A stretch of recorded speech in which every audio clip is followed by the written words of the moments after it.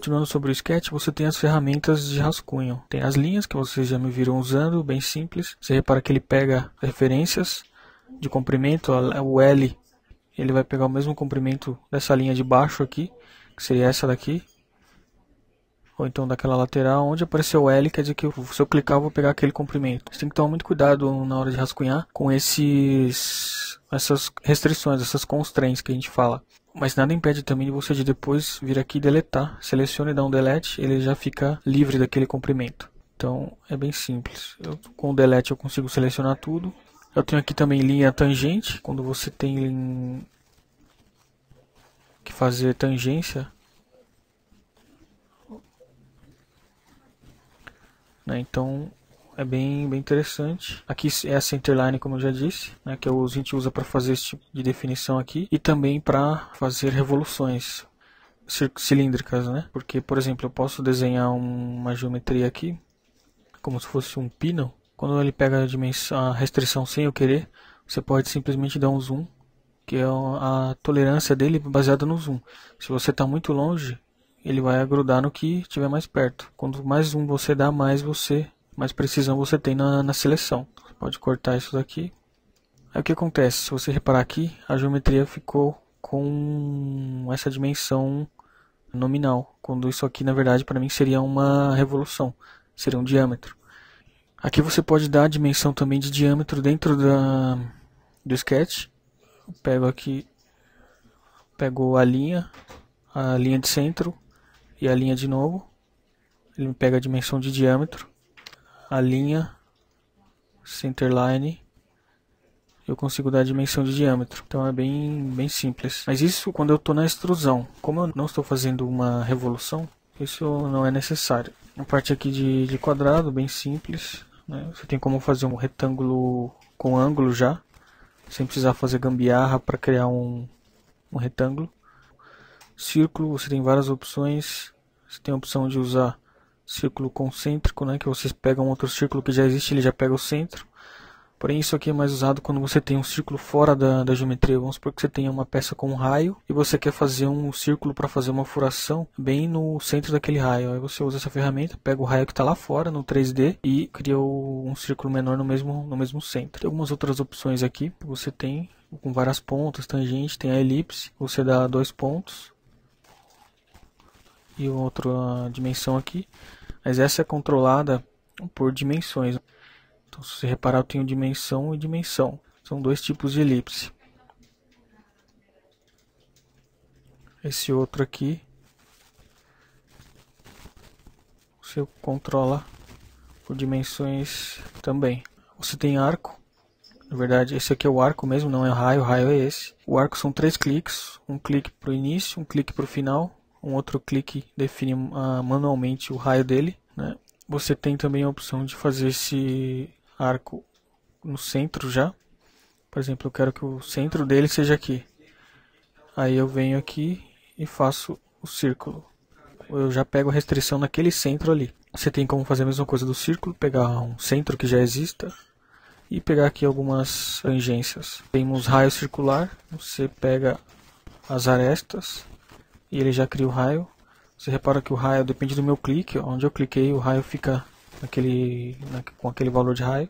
Botão direito nos dois, eu consigo dizer que são iguais. Ele vai deletar uma das dimensões e quem vai mandar é essa agora. Tem também o raio não circular, que seria esse aqui.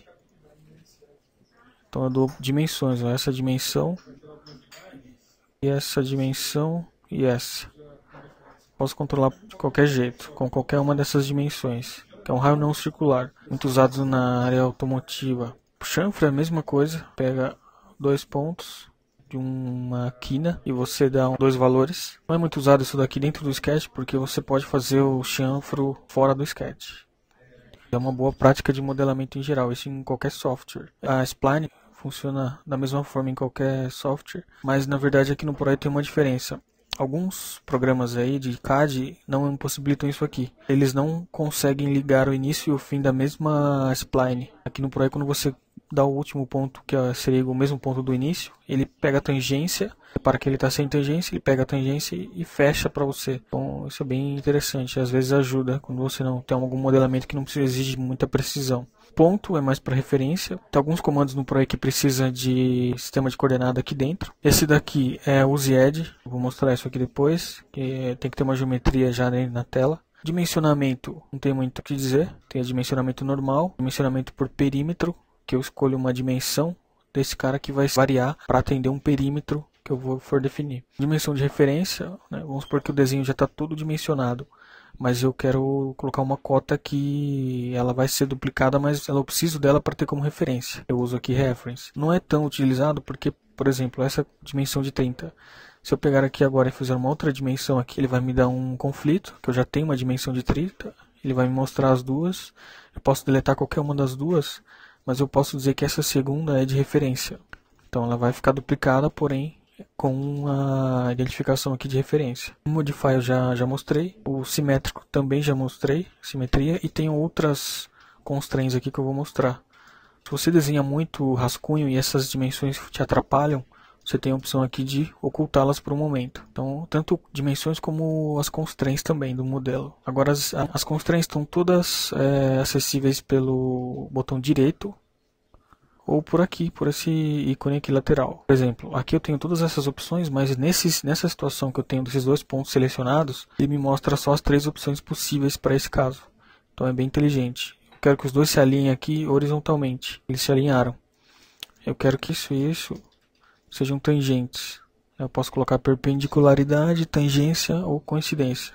Vou dizer tangente. Como não está definida nenhuma dimensão strong aqui ou lock, né, o círculo que se moveu para chegar na linha. Eu posso dizer que essa linha ela é horizontal também, ou vertical, seria esse caso.